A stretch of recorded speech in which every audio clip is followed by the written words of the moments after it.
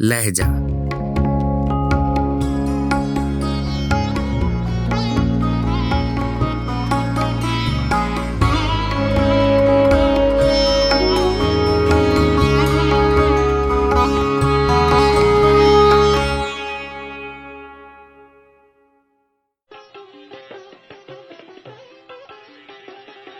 गजल शिकेब जलाली, आवाज़ो पेशकश राहिल फारूक।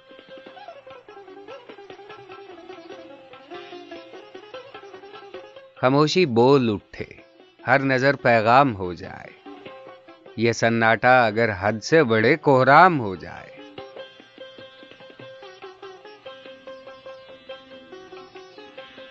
सितारे मशलें लेकर मुझे भी ढूंढने निकलें, मैं रास्ता भूल जाऊं, जंगलों में शाम हो जाए।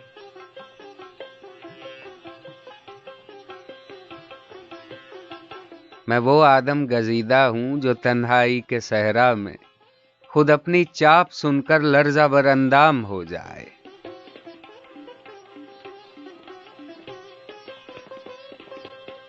मिसाल ऐसी है इस दौरे खिरद के होशमंदों की, न हो दामन में जर्रा और सहरा नाम हो जाए।